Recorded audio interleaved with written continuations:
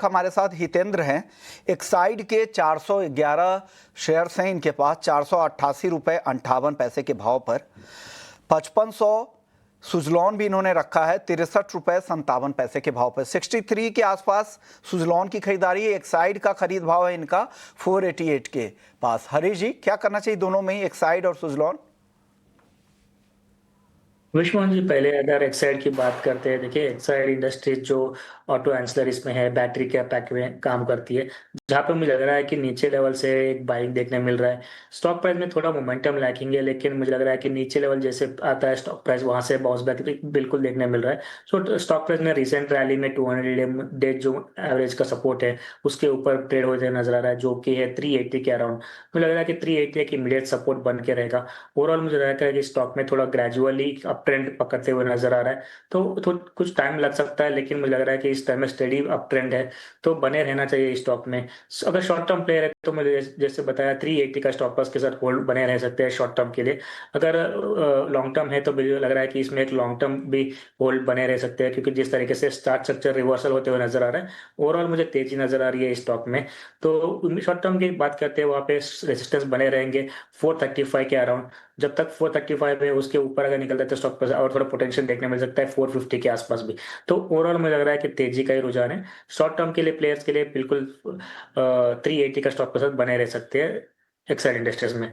बस सुजलान की बात करते हैं, देखिए सुजलान में देखा है तो स्टॉक प्राइस ऊपर लेवल पे टिकने में मुश्किल हो रहा है, और स्टॉक प्राइस बिल्कुल वहां से फिजल आउट होते हुए नजर आ रहा है, मोमेंटम जो है। तो मुझे लग रहा है कि यहाँ पे थोड़ा कंसोलिडेशन और एक्सटेंड हो सकता है। ओवरऑल मुझे लग रहा है कि स्टॉक में जो तेजी देखने मिल रही थी पहले, वो थोड़ा फिजल आउट हो रहा है। तो हो सकता है कि थोड़ा टाइम के लिए कंसोलिडेशन हो सकता है। और सपोर्ट्स की बात करते हैं, मुझे लग रहा है कि बिल्कुल 50 के आसपास ही है, 50 के लेवल के आसपास ही है।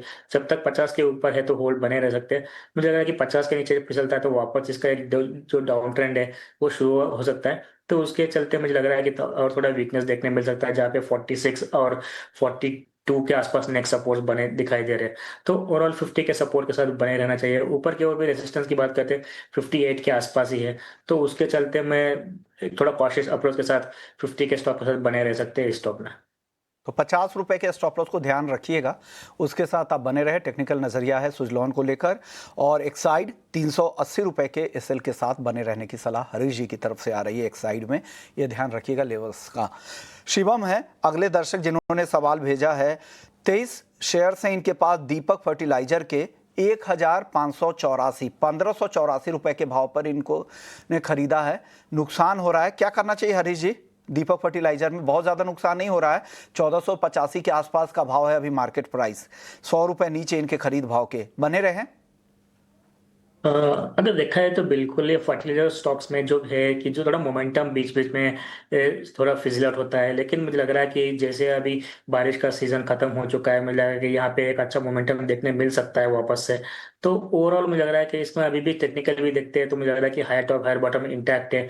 सपोर्ट्स की बात करते हैं, मुझे लग रहा है कि 1440 1450 के अराउंड ही है। तो मुझे लग रहा है कि इसके लिए थोड़ा बने रहना चाहिए ये स्टॉक में।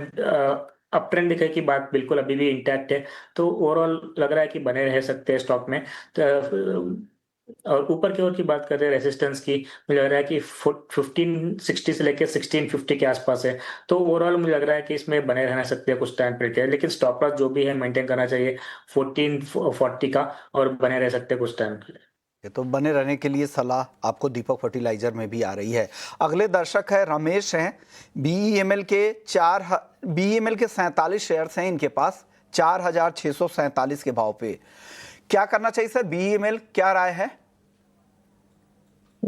विश्वमोहन जी, अगर देखा जाए तो डिफेंस में भी ये स्टॉक आता है, और कैपिटल गुड्स में भी हम लोग मान के चल सकते हैं।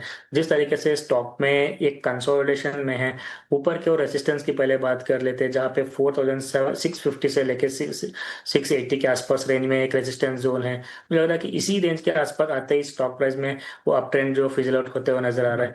तो मुझे लग रहा है कि फिलहाल के लिए इमीडिएट रेजिस्टेंस बन के रहेगा। इसके ऊपर ही मुझे लग रहा है कि एक बड़ी सी तेजी देखने मिल सकती है। सपोर्ट्स की बात करते हैं तो मुझे लग रहा है कि 4000 के आसपास ही एक इमीडिएट सपोर्ट है।